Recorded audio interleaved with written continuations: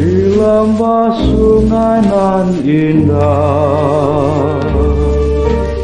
Assalamualaikum warahmatullahi wabarakatuh. Kembali lagi di channel Udan Wingit dengan saya Arga.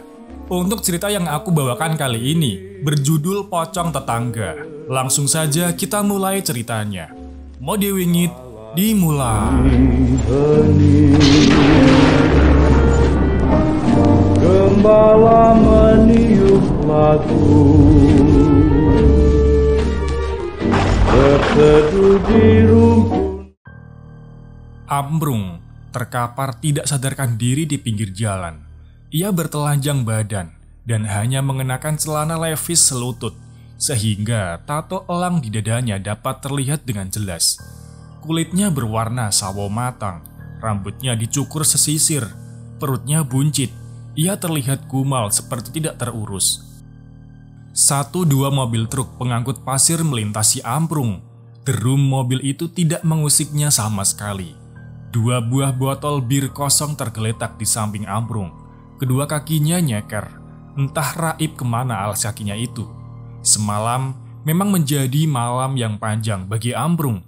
Dia kalah berjudi di pasar Kliwon dan dibuang begitu saja oleh sopir truk di pinggir jalan. Ambrung memang seorang penjudi berat. Teman-temannya di pasar Kliwon itu adalah para pedagang kaki lima yang kalau malam ikut berjudi dengan Ambrung. Nasib Ambrung selalu buruk.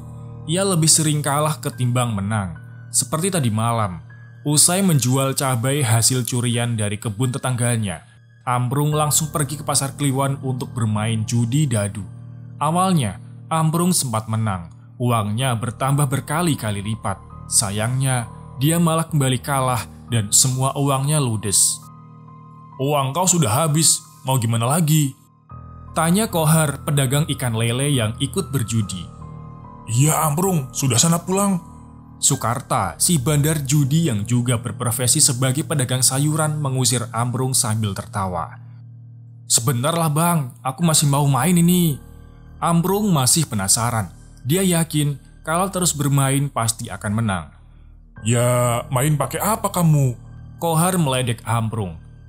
"Yuk pasanglah," ajak bandar. 5 orang melemparkan uangnya pada papan dadu. Sangat mudah bermain judi dadu ini. Ketika bandar sudah memberi aba-aba untuk bermain, para penjudi tinggal menaruh uangnya di atas papan yang bergambar butiran nilai dadu, semacam gambar pada kartu gaplek. Ambrung bengong saja melihat mereka bermain. "Sebaiknya kau pasang nomor 6, saran Ambrung pada salah satu penjudi. "Alah, diam kau." Dia tidak mau menerima saran dari sang pecundang. Setelah satu permainan selesai, Ambrung melirik Sardi, temannya satu kampung. Bung, aku mau ngutang dulu uang sama kau," bisik Ambrung. "Yang minggu lalu aja belum kau bayar, Prung." Sardi kesal. "Ini yang terakhir deh, aku janji pasti bayar." Dengan terpaksa, Sardi meminjamkan uangnya. Ambrung kemudian berjudi kembali. Sialnya, dia tetap kalah dan semua uangnya habis. Ambrung menyerah. Dia rasa cukup untuk malam ini, saatnya pulang. Tapi teman-temannya Ambrung tidak membiarkannya pulang. Mereka malah mengajaknya minum bir gratis. Bir murahan itu mereka beli di pinggir jalan. Ambrung mabuk berat. Salah satu temannya sengaja menjahili Ambrung. Ia ditelanjangi dan dinaikkan ke atas truk pengangkut beras. Lalu paginya, sang sopir truk membuang Ambrung di pinggir jalan. Dari kejauhan, seorang sopir truk menyadari kalau ada orang yang sedang tertidur di pinggir jalan. Sopir itu membunyikan klakson saat melintas di depan Ambrung. Seketika saja, kepala Ambrung bergerak. Ia akhirnya sadarkan diri. Ambrung mencoba untuk bangkit. Dari kejauhan, ia mendengar sayup-sayup suara dari speaker masjid. "Inna lillahi wa inna ilaihi rajiun. Telah berpulang ke rahmatullah." Tiba-tiba, sebuah mobil pick-up melintas. Suaranya mengganggu pendengaran Ambrung. Entah siapa yang meninggal. Ambrung juga tidak tahu sekarang dia sedang ada di mana. Yang jelas, ada satu hal yang membuatnya senang. Kebetulan sekali ada orang yang meninggal. Itu artinya dia akan dapat uang. Sudah menjadi hal lumrah kalau di suatu kampung ada yang meninggal. maka setiap orang yang ikut mensolatkan jenazahnya akan diberi uang sedekah. Mereka biasa menyebutnya uang kematian. Segera Amprung beranjak pergi. Ia menuju sumber suara tersebut. Di belakang rumah salah satu warga, Amprung bersembunyi. Ia mencuri baju koko dan sarung jemuran, lalu mengenakannya. Tidak ada satupun yang mengenali Amprung. Ia membaur dengan kerumunan warga di halaman masjid untuk mensolatkan jenazah. Tanpa disengaja, Amprung melihat sebuah amplop tebal yang tergeletak di bawah meja. Itu adalah uang untuk sedekah mayat. Amprung tersenyum. Jiwa kriminalnya muncul. Pelan-pelan, ia mendekati meja itu dan berhasil mencuri segepok uang. Ia lalu pergi dari kerumunan warga. Nanti malam, uang itu akan ia gunakan untuk berjudi. Selesai sholat jenazah, pihak keluarga panik. Mereka menangis karena uangnya hilang dicuri. "Siapapun yang mencuri uang sedekah bapakku, aku sumpahi dihantui pocong," teriak Jubaidah sambil menangis. Amprung tidak langsung pulang ke rumah. Uang itu ia bawa ke pasar Kliwon untuk berjudi. Dan lagi-lagi dia kalah. Semua uangnya ludes. Dia bahkan ngutang lagi ke temannya. Jangan pulang dulu lah, kita mabok lagi, Prung. Ajak temannya. "Ah, enggak ah, kalian tega sama aku." Amprung menyingkirkan lengan temannya dari pundaknya sendiri. Kali ini kita nggak bakal jahilin kamu lagi, Prung. Enggak, aku ngantuk mau pulang. Dari kemarin belum pulang, istriku pasti khawatir." Amprung pulang naik angkot. Angkot di sana memang beroperasi 24 jam. Kebetulan, ia menaiki angkot yang sepi penumpang. Sepanjang perjalanan, Amprung mencoba untuk ngobrol dengan sopir angkot.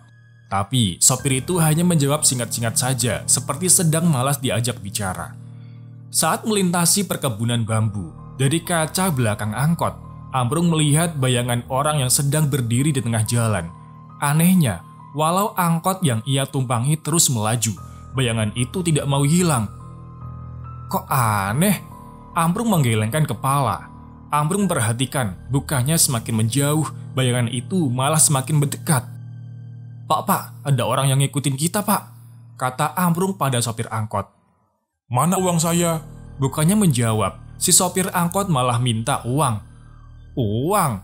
Amprung menoleh ke arah kemudi. Amprung berteriak. Ia terkejut melihat pocong di kursi kemudi. Ia kemudian lompat dari angkot, lalu tersungkur ke aspal. Kaki dan lengannya berdarah. Angkot tadi berhenti, lalu perlahan berjalan mundur mendekati Amprung yang masih kesakitan. Angkot itu mendekat. Amprung bangkit lalu lari sekuat tenaga. Sesekali, ia menoleh ke belakang. Angkot itu terus mengejarnya. Ada sebuah jalan kecil di sebelah kanan. Amprung berbelok ke jalan tersebut agar angkot tidak bisa mengikutinya lagi. Setelah berusaha mencari jalan pulang dengan menyusuri perkampungan, Amprung akhirnya berhasil sampai di rumah.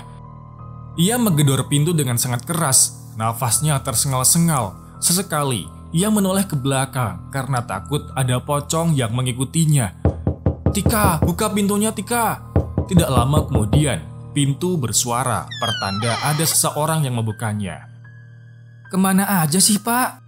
Tika masih mengucek matanya yang kantuk. Ia geram dengan kelakuan suaminya itu. Tanpa menjawab, Amprung menerobos masuk. Tika heran dengan tingkah suaminya itu. Jangan-jangan ia dikejar-kejar warga lagi lantaran maling. "Kamu kenapa, Pak? Maling lagi?" Tika menghampiri suaminya. "Udah jangan banyak omong, tutup pintunya." Amprung malah balik marah. Tika menggelengkan kepala sambil berdecak kesal. Rasanya ia tidak sanggup lagi hidup bersama lelaki itu. Dari dulu, tabiat Amprung tidak pernah berubah. Senang maling dan berjudi. Selama ini yang menghidupi keluarga malah Tika. Ia berjualan nasi uduk di SDN Sukaresmi, tempat anaknya sekolah. "Pak, itu siapa di luar?" Tika mengintip dari balik jendela. "Tik, jangan diintip," desis Amprung. Tika beranjak menghampiri suaminya yang sedang terbaring ketakutan di atas sofa butut. "Dia ngeliatin kita terus, Pak. Aku gak bisa lihat wajahnya, samar gitu," kata Tika. Amprung menarik lengan istrinya ke kamar. Di sana ada anak perempuan mereka yang sedang tertidur pulas. Pintu kamar itu lalu dikunci rapat. Uangku. Seseorang mengetuk jendela kamar, diikuti dengan rintihan minta uang. Pak, kamu maling uang siapa? Setan mah, uang setan. Ambrung mengerutkan dahi, tubuhnya bergetar. Hah? Setan? Kok bisa?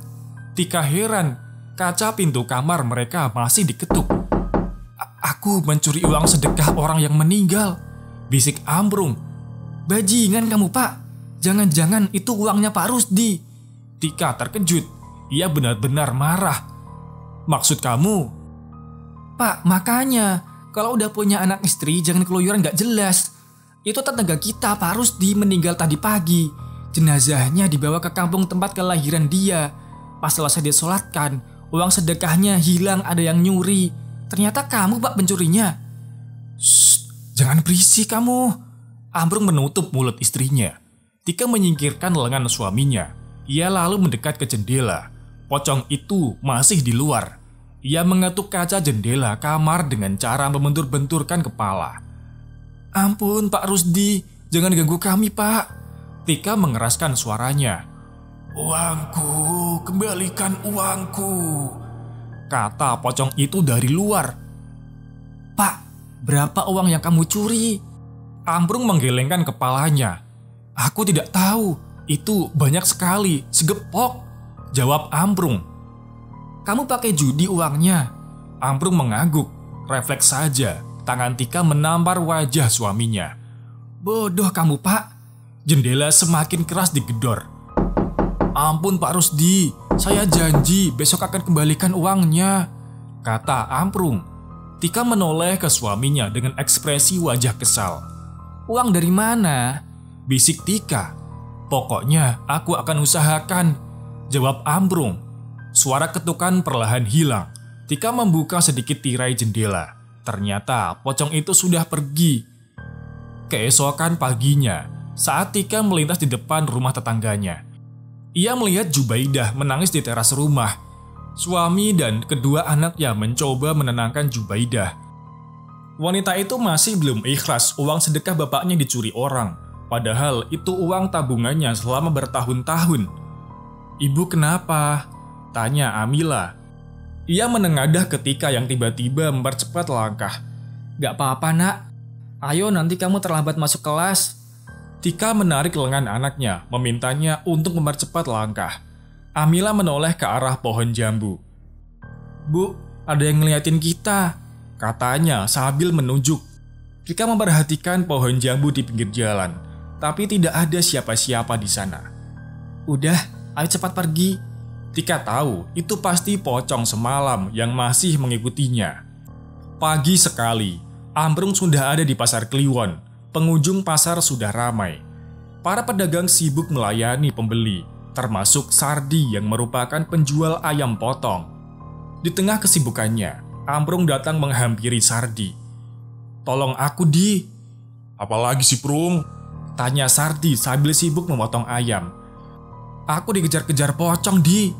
Sardi malah tertawa mendengarnya. Pocong? Zaman sekarang mana ada pocong Prung? Kok mengada-ngada saja? Ini serius. Semalam aku ditetangi pocong.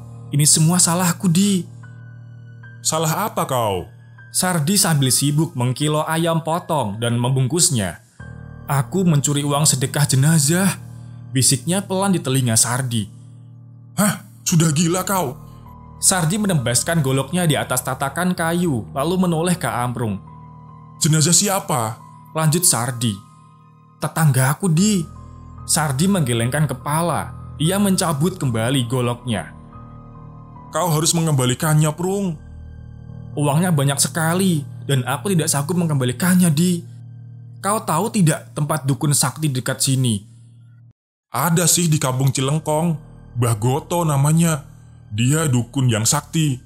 Kau kesana saja. Siapa tahu dia bisa bantu. Ambrung mengangguk. Sardi dengan baik hati mau membantu Ambrung. Ia bahkan memberikan uang 200.000 untuk Ambrung agar bisa membayar dukun itu. Pagi itu juga, Ambrung pergi ke kampung Cilengkong dengan naik ojek. Jalan menuju kampung itu rusak, berkerikil, ada banyak lubang di tengah jalan yang digenangi air hujan. Setelah sekitar 20 menit perjalanan, akhirnya Amprung tiba di kampung Celengkong. Rumah Mbah Goto terbilang bagus, catnya berwarna putih, pagar rumahnya dicat warna hijau. Di depan pagar itu ada spanduk bertuliskan tabib pengobatan alternatif. Selain dukun, ternyata Mbah Goto juga seorang tabib yang biasa mengobati penyakit kiriman alias santet. "Ini benar rumahnya Mbah Goto?" tanya Amprung pada tukang ojek. Iya benar, saya pernah kesini sekali. Jawabnya. Amprung membayar ongkos ojek lalu melangkah menuju gerbang rumah Mbah Goto. "Permisi." Amprung mengetuk kunci gerbang, menimbulkan bunyi nyaring. Dari dalam rumah muncul seorang wanita yang umurnya sekitar 30 tahunan. Ia mengenakan daster, rambutnya diikat ke belakang. Sambil tersenyum, ia menghampiri Amprung. "Iya mas, ada keperluan apa ya?" tanya wanita itu sambil membukakan pintu gerbang. "Saya mau bertemu dengan Mbah Goto, apa beliau ada di rumah?" "Ada mas, silahkan masuk." Amprung dibawa masuk ke dalam rumah. Ia sempat terkagum-kagum melihat isi rumah Mbah Goto. Banyak koleksi patung yang terbuat dari kayu.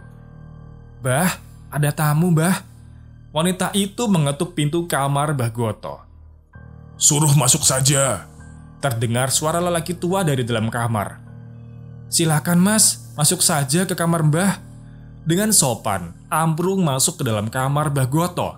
Di sana, ia melihat Mbah Goto sedang santai di atas sofa sambil menonton TV.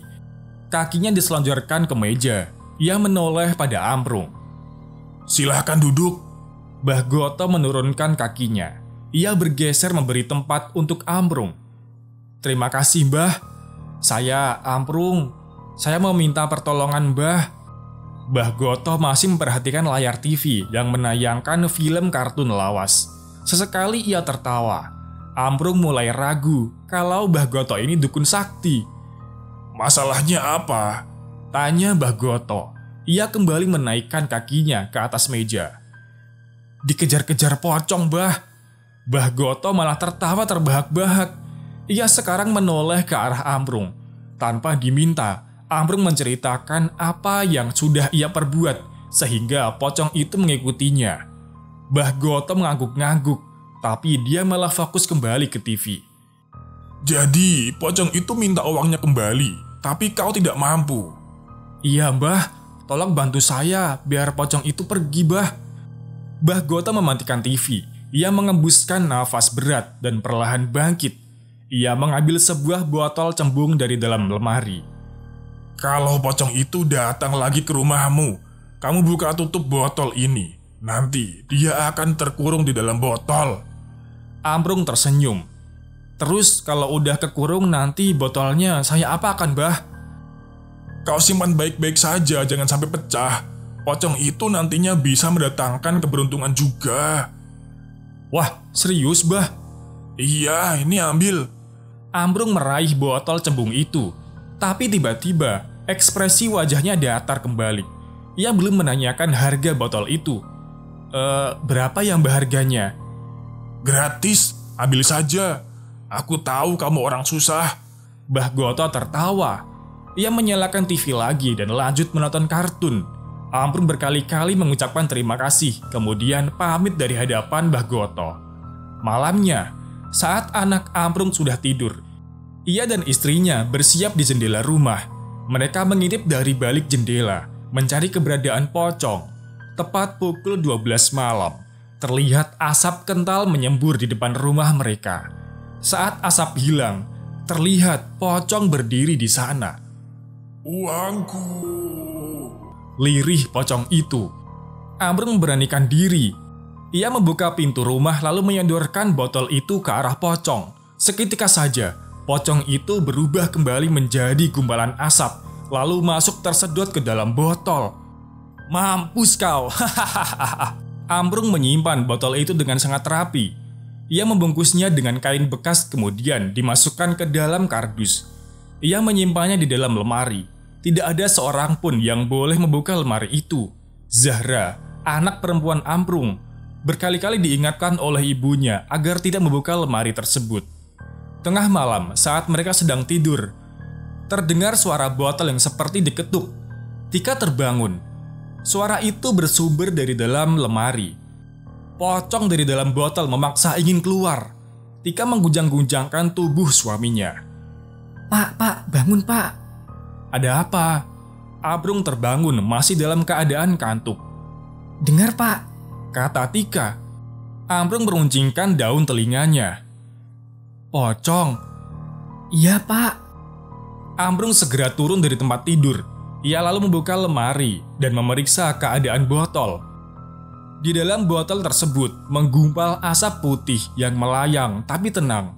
Botolnya bergetar sambil terus mengeluarkan suara ketukan. Pak, gimana kalau nanti botol ini pecah pak? Kamu jangan khawatir. Botol ini sakti dan tidak akan bisa ditembus oleh pocong sialan itu. Tika, lihat ini. Ambrung menunjukkan botol itu kepada istrinya. Aneh sekali. Dari dalam botol itu muncul 4 digit angka yang entah apa maksudnya. 3, 7, 8, 5. Ambrung buru-buru mencatatnya.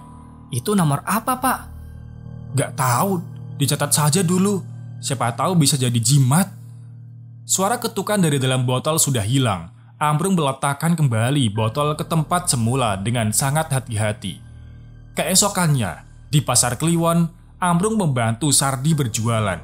Kalau memang lagi rajin, Ambrung bekerja jadi apapun di pasar itu.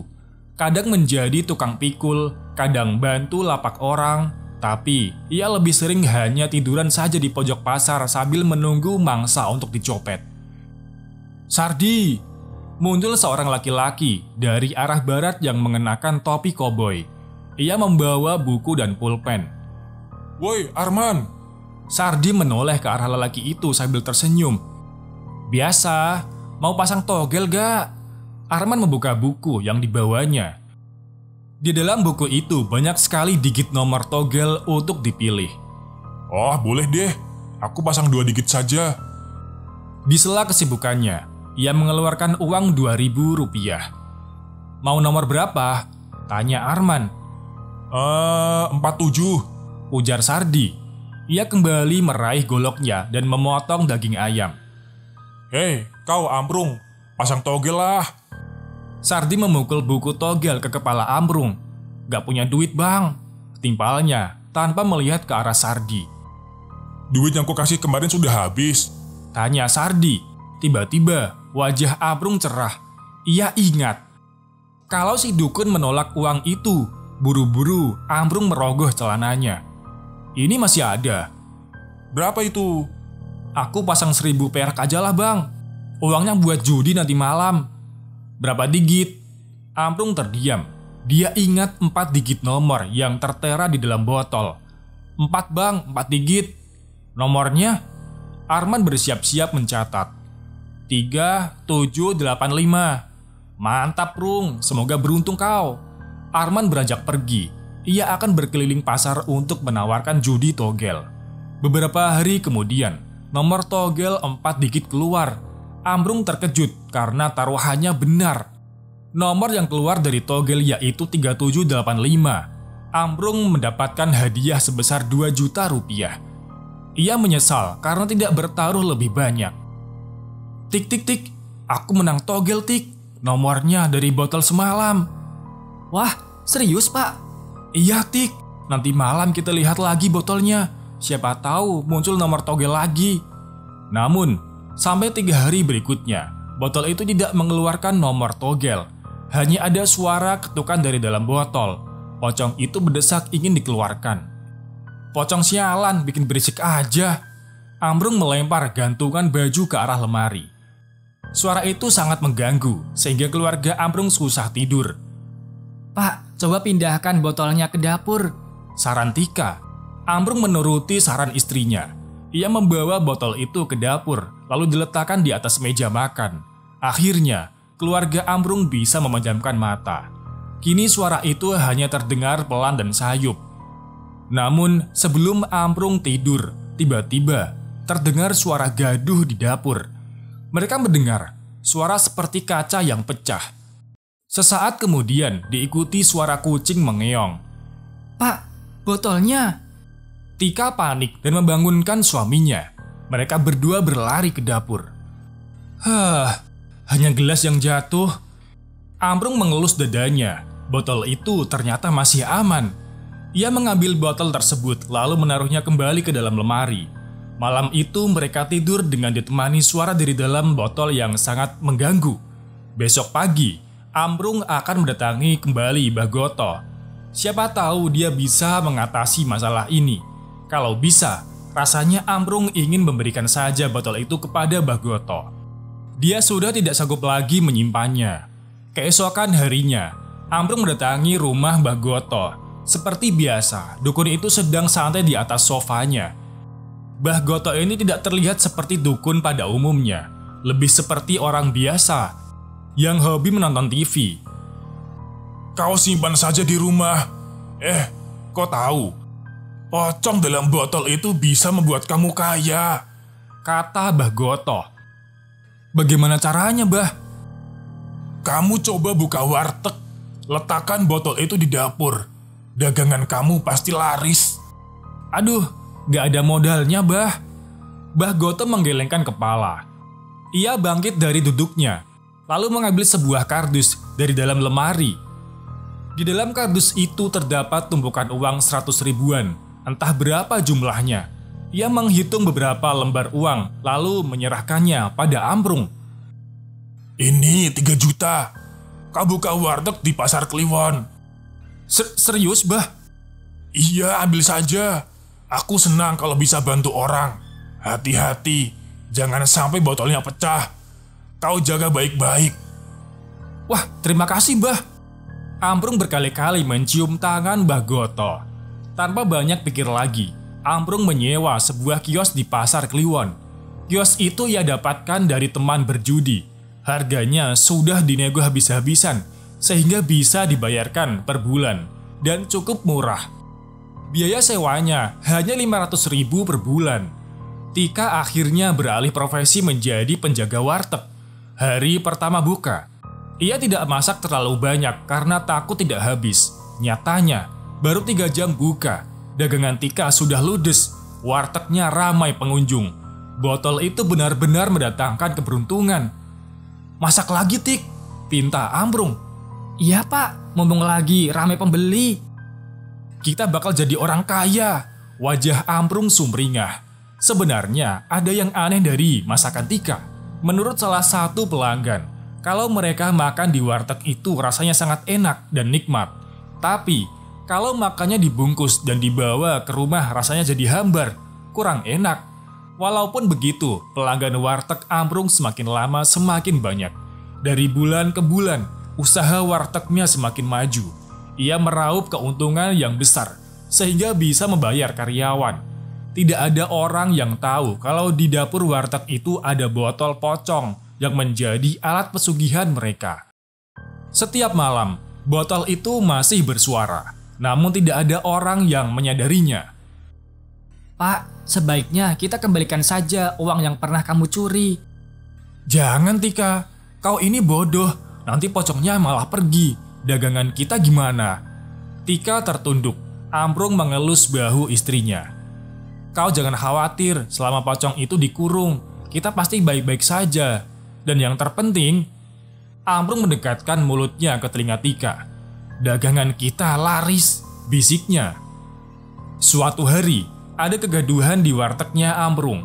Seorang anak laki-laki indigo mengamuk saat ayahnya hendak mampir di wartegnya Ambrung. Ia tidak mau masuk ke dalam warteg itu lantaran melihat banyak sekali makhluk gaib di dalamnya. Ayah mau makan dulu sebentar, Nak. Gak mau, Ayah, jangan makan di situ. Ia menunjuk ke dalam warteg Ambrung. Dari perawakannya, dapat dilihat kalau anak itu baru berumur 6 tahun. Gak apa-apa, sebentar doang kok. Abis ini kita pulang. Ayahnya menarik lengan anak itu. Enggak ya, enggak. Lihat itu, banyak setannya. Itu di piring juga banyak cacing. Akhirnya, ayahnya menuruti kemauan anak itu. Ia tidak jadi makan di wartegnya Ambrung. Para pelanggan pun kehilangan nafsu makan. Buru-buru membayar dan pergi tanpa menghabiskan makanan. Tidak seperti biasanya, Pasar Kliwon sepi tengah malam begini. Tidak ada kegaduhan orang yang sedang berjudi. Kios-kios sayuran yang biasanya buka 24 jam juga tutup. Mungkin mereka mau berlibur untuk beberapa hari. Di tengah pasar yang sepi, seorang gelandangan sibuk mengorek tumpukan sampah. Mamat, si pemulung yang umurnya masih muda itu dari pagi belum makan. Wajahnya meringis menahan perutnya yang semakin perih. Karung butut berisi sampah plastik yang dibawanya diletakkan begitu saja. Karung itu hanya terisi sedikit, tak ada seperempatnya. Sementara isinya kalau dijual belum cukup untuk membeli sebungkus nasi. Tengah malam seperti itu, ia terbangun karena lapar. Terpaksa, ia mencari sisa makanan di tong-tong sampah sepanjang Pasar Kliwon. Sialnya, Mamat tidak menemukan apapun yang bisa dimakan. Ia hanya menemukan sampah-sampah yang berbau busuk, sisa sirip ikan, potongan tulang ayam, dan sayuran busuk. Wajah Mamat sangat lesu. Ia mengambil kembali karung butut, lalu menyeretnya. Perlahan ia melangkah menyusuri Pasar Kliwon dan berharap ada sisa makanan yang bisa ia temukan. Wajahnya berbinar saat dari kejauhan melihat sesuatu yang sepertinya bisa dimakan. Itu sebuah pepaya yang sebagian matang, namun sebagian lagi busuk. Mungkin si penjual sengaja tidak memasukkan buah itu ke keranjang dan meninggalkannya. Segera Mamat mempercepat langkahnya. Ia memotong buah itu dengan kedua jempolnya. Ia terlihat sangat lahap saat memakan buah pepaya. Belum juga selesai, tiba-tiba ia mendengar sesuatu yang aneh dari arah barat. Sambil memakan pepaya, Mamat melangkah mencari sumber suara tersebut. Itu seperti suara kaca yang beradu.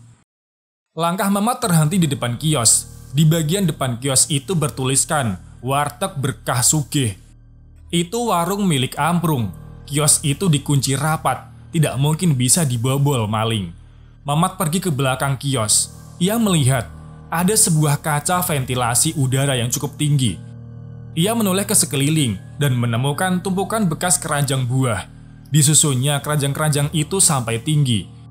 Ia lalu naik ke atas keranjang. Dengan sekuat tenaga, Mamat memecahkan kaca ventilasi tersebut. Serpihan beling sempat mengenai pipinya. Ia mengadu kesakitan, lalu membersihkan sisa kaca pada ventilasi udara. Setelah bersih, ia lalu masuk ke dalam warteg tersebut. Mamat melompat. Ia berada di dapur. Suara itu masih terdengar jelas. Pelan-pelan, ia mengikuti sumber suara. Hingga akhirnya, ia menemukan sebuah botol yang aneh. Botol itu berisi gumpalan asap di dalamnya dan juga mengeluarkan suara ketukan. Mamat mengocok botol itu. Tidak ada yang berubah. Suara masih saja terdengar dari dalam botol. Botol apa ini? Gumam Mamat. Ia malah mencabut tutup botol itu. Seketika asap pekat keluar dari dalam botol memenuhi ruangan dapur. Mamat terbatuk-batuk. Ia mengibas-ngibaskan kedua tangannya untuk menyingkirkan asap. Dan tampaklah sesosok pocong di hadapannya. Pocong itu merintih minta uangnya dikembalikan. Mamat terkejut lalu jatuh pingsan. Keesokan harinya, Pasar Kliwon geger karena kios Amprung dibobol pencuri. Mamat dibawa ke kantor polisi. Ia ditahan. Sementara Amprung dan Tika mulai panik karena botol itu dibuka oleh si Mamat. Hari itu, Tika menutup kiosnya untuk sementara. Amprung akan mendatangi Mbah Goto untuk berkonsultasi. Sayangnya, saat Amprung mendatangi rumah Mbah Goto, dukun itu sudah meninggal dunia. Rumahnya ramai didatangi warga yang hendak melayat. Amprung kebingungan. Ia buru-buru pulang. "Bagaimana ini, Pak?" tanya Tika sambil menyuguhkan kopi pahit ke hadapan suaminya. Gini, kita buka saja wartegnya. Lagi pula, pelanggannya kan udah banyak. Mungkin tanpa botol itu pun warteg kita akan tetap ramai," katanya mencoba menenangkan. "Kita kembalikan saja uang yang pernah kamu curi, Pak." "Janganlah, nanti aku malu. Biarkan saja. Lagi pula, pocong itu tidak akan menyakiti kita," ujar Amprung. Hari berikutnya, setelah mengantarkan anaknya ke sekolah, Tika membuka kembali warteg itu. Pengunjung tetap ramai. Semua terlihat baik-baik saja. Namun, saat para pengunjung itu sedang makan dengan lahap, tiba-tiba perut mereka merasa mual, lalu muntah darah. Semua hidangan berubah menjadi tumpukan cacing yang menjijikkan. Para pelanggan terkapar kesakitan sambil memegangi perutnya. Mereka berteriak seperti orang yang kena santet. Warteg Tika dipenuhi muntahan darah. Satu pasar heboh. Orang-orang berkerumun ingin melihat kejadian aneh itu. "Bangsat, kau pakai pesugihan ya?" teriak salah seorang pengunjung pasar. "Iya, kalian pasti menggunakan pesugihan," sahut pengunjung pasar lainnya. Para pengunjung warteg yang menjerit kesakitan akhirnya dibawa satu persatu ke rumah sakit terdekat. Lain hal yang terjadi dengan Tika dan Ambrung. Mereka dilempari sampah dan batu. Kiosnya diacak-acak, uangnya dirampas, lalu dibakar di depan mereka berdua. "Ampuni kami, sungguh kami tidak menggunakan pesugihan." Ambrung memeluk istrinya, melindunginya dari amukan warga. "Alah, bohong kau." Sebuah kayu menghantam kepala Ambrung. Ia terkapar dengan darah bercucuran. "Pak!" Tika menjerit sambil merangkul suaminya. Sebelum warga sempat membunuh mereka berdua, polisi datang berhamburan ke pasar Kliwon. Salah satu pimpinan polisi menembakkan senjata api ke udara untuk membubarkan kerumunan. Untung saja, Ambrung dan Tika masih bisa diselamatkan. Dan yang terjadi selanjutnya sangat menyedihkan. Warteg mereka ditutup paksa, lalu dilabeli warteg pesugihan. Itu sangat memalukan. Akibat hantaman benda tumpul, Ambrung tidak sadarkan diri selama 2 hari. Ia dirawat di rumah sakit yang sama dengan para pelanggan wartegnya. Suatu malam di rumah sakit, saat Tika dan anaknya tertidur pulas di samping ranjang Ambrung, tirai jendela bergerak tertiup angin. Muncul bayangan pocong di luar sana yang siap menagih uangnya kembali. Sementara itu, Ambrung terbaring dengan tenang, tangannya diinfus, mulutnya dipasangi alat bantu pernafasan. Dadanya turun naik pertanda kalau ia masih hidup. Ambrung bermimpi kalau dirinya sedang ada di sebuah tempat yang sunyi.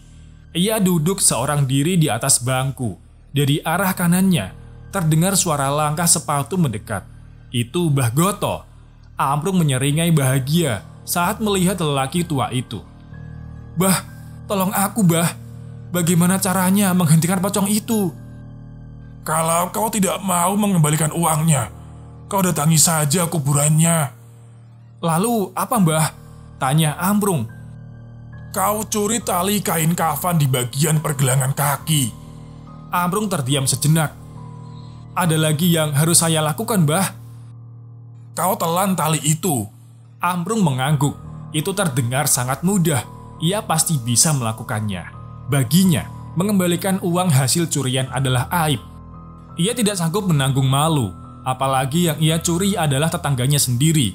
Lebih baik Ambrung melakukan apa yang disarankan oleh Mbah Goto. Ia tergeragap bangun, nafasnya terengah-engah, lalu menoleh ke arah jendela. Bayangan pocong masih berdiri di sana. Buru-buru, Ambrung membangunkan istri dan anaknya. Mereka berteriak panik membuat dokter dan perawat berdatangan. "Pocong, Dok, ada pocong!" Ambrung menunjuk ke arah jendela. Tapi tidak ada apa-apa di sana. "Tenang ya, Pak, Bapak pasti berhalusinasi," kata dokter sambil membaringkan kembali tubuh Ambrung. Besoknya, Ambrung minta pulang. Ia merasa sudah tidak perlu lagi dirawat. Sebenarnya, dokter menyarankannya agar tetap melakukan rawat inap untuk 2 hari lagi. Tapi Ambrung bersikeras ingin pulang. Ia tidak sabar ingin segera melakukan apa yang disarankan Mbah Goto di dalam mimpinya. Semua sudah Ambrung persiapkan. Dia akan melakukan aksinya seorang diri. Sebenarnya, Tika melarang suaminya untuk melakukan hal aneh itu dan menyarankannya agar mengembalikan uang jenazah itu. Tapi Ambrung tetap tidak mau. Maka malam itu, saat orang-orang sedang tidur pulas, Ambrung berangkat menuju kuburan Pak Rusdi dengan mengendarai motor barunya. Siang tadi, ia sudah pergi ke sana untuk memastikan lokasi kuburan Pak Rusdi. Tidak sampai 20 menit, ia tiba di pemakaman.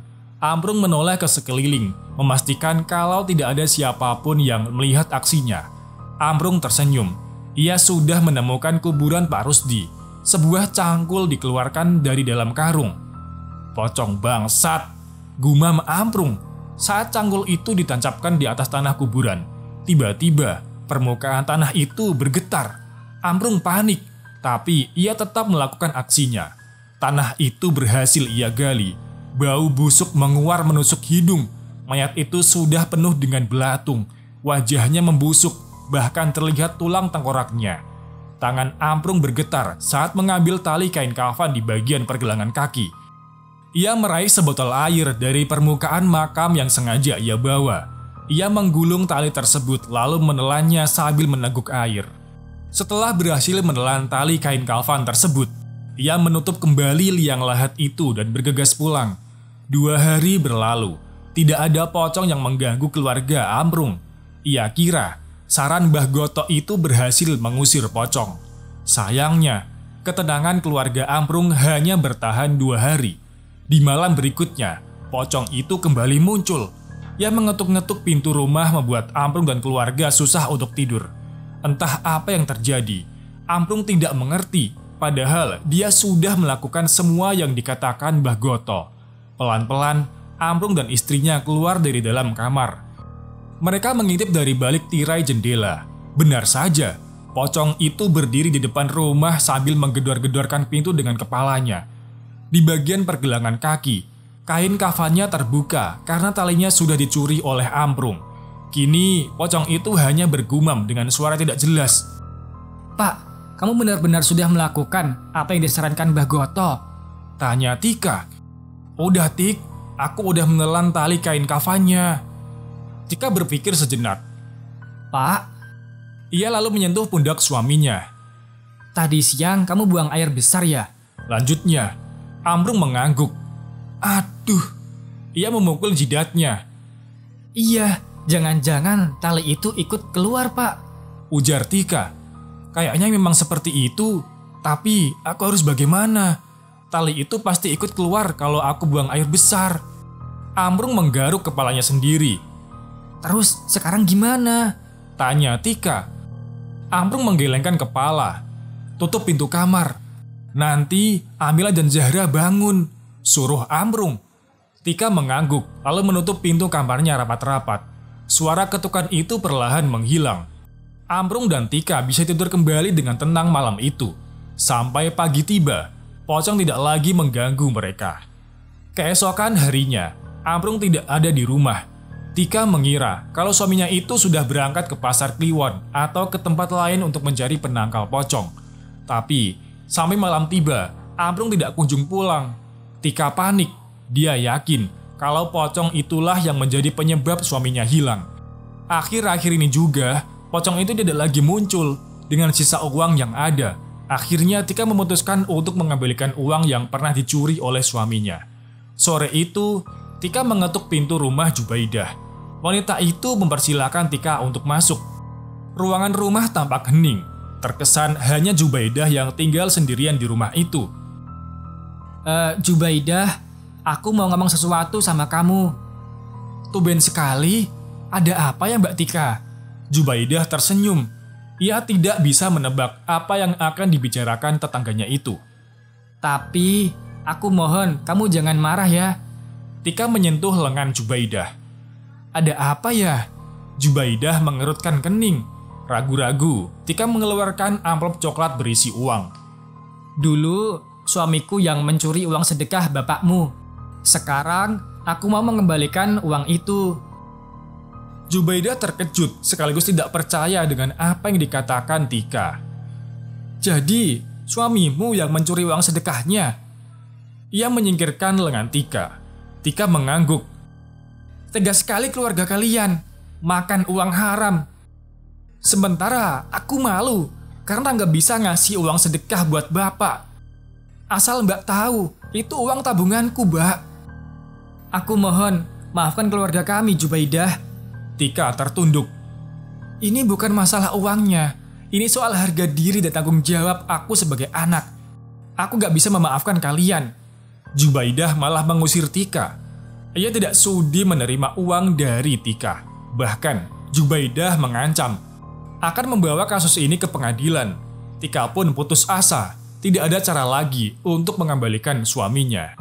Setiap kali anak-anaknya menanyakan Amprung, Tika selalu bilang kalau bapak mereka sedang bekerja di luar kota. Sore itu, hujan turun dengan deras. Tika sedang memasak telur dadar. Sudah seminggu Amprung hilang, dan Tika belum melaporkannya ke kantor polisi. Lagi pula, ini bukan urusan polisi. Tika merasa tidak ada gunanya melibatkan polisi, karena ini adalah urusan gaib. Satu-satunya cara adalah mencari dukun sesakti Mbah Goto yang bisa menerawang keberadaan suaminya itu. Tika, tiba-tiba ada yang memanggilnya dari belakang.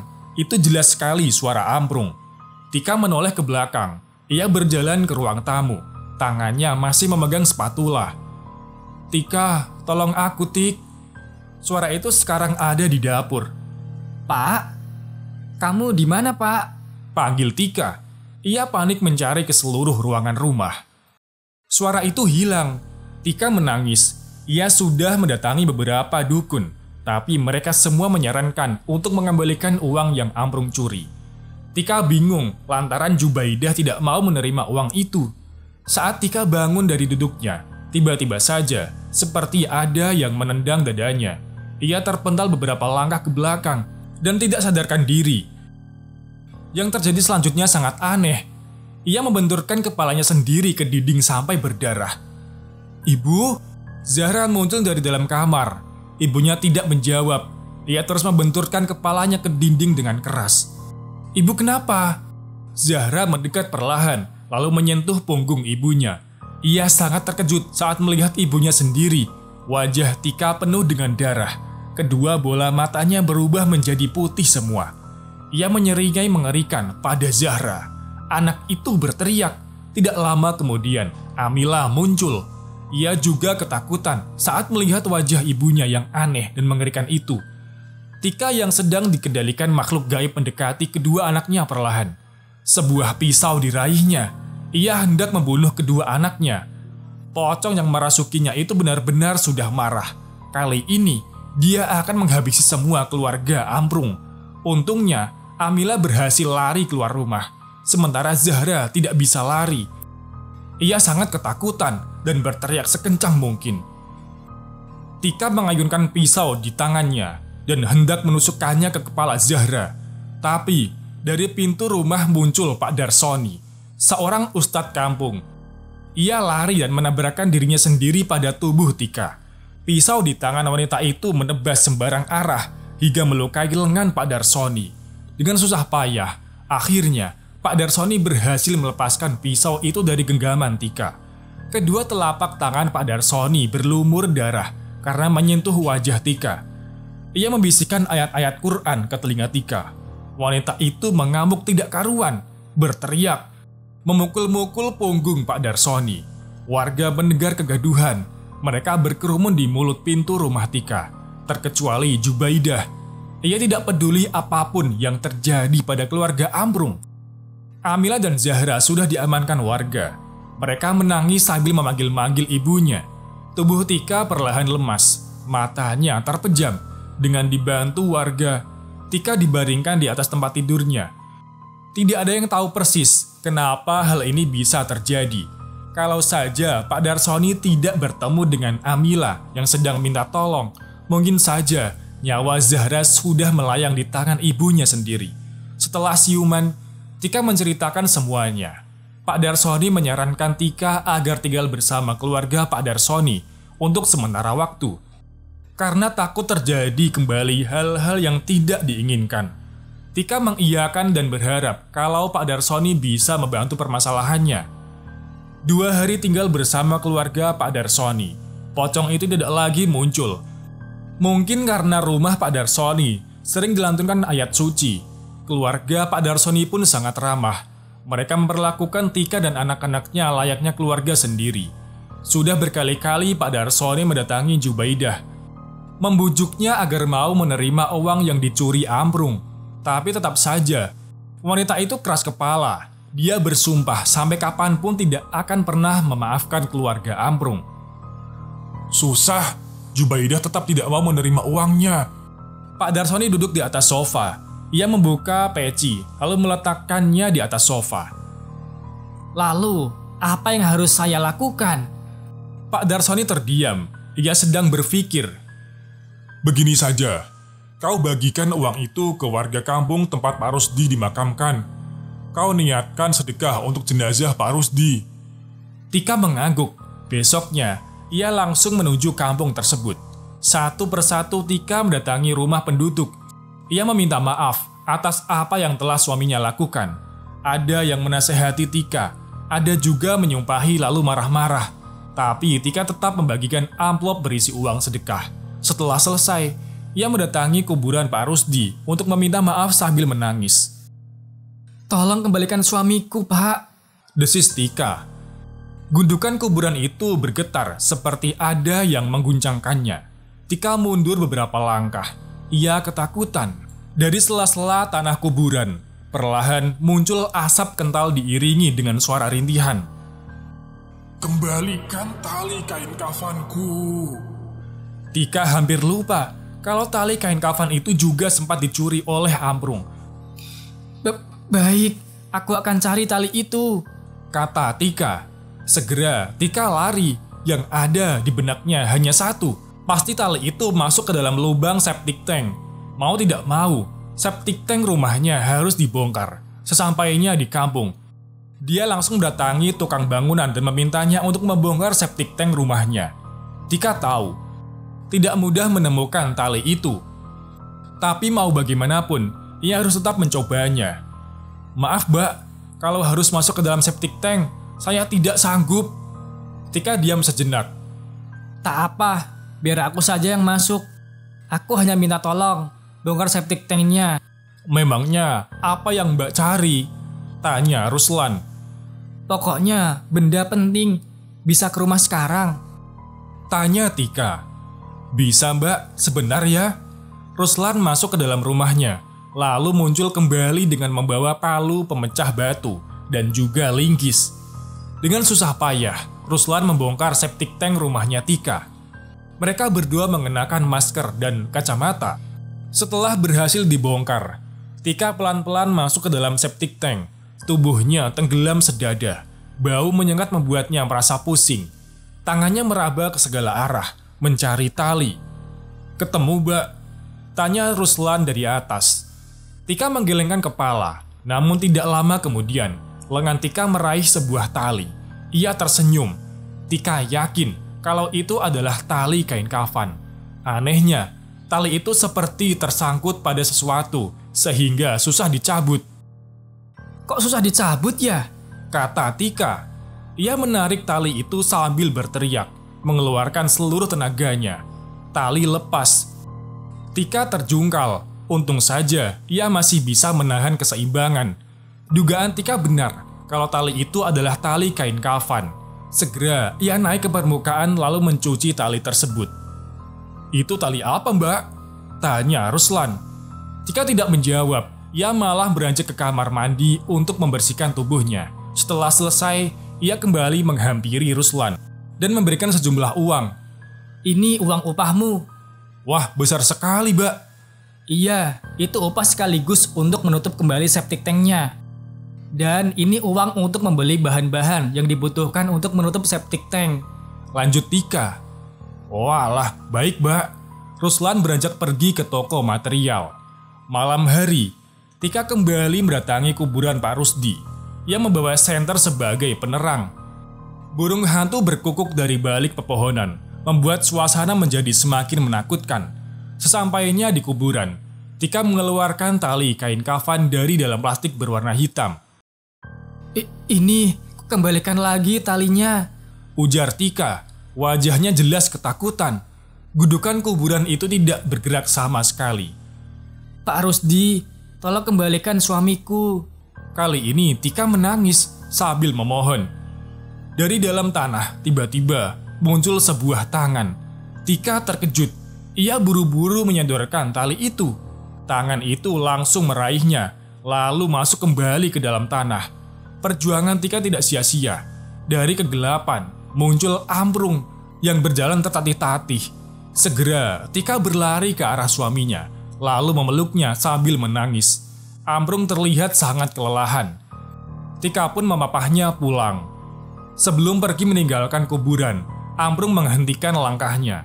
Ia menoleh ke kuburan Pak Rusdi. Maafkan kami, desis Amprung. Terima kasih yang sudah menikmati cerita yang saya bawakan sampai akhir. Semoga cerita yang saya bawakan bisa diambil hikmahnya dengan bijak. Wassalamualaikum warahmatullahi wabarakatuh. Thank you.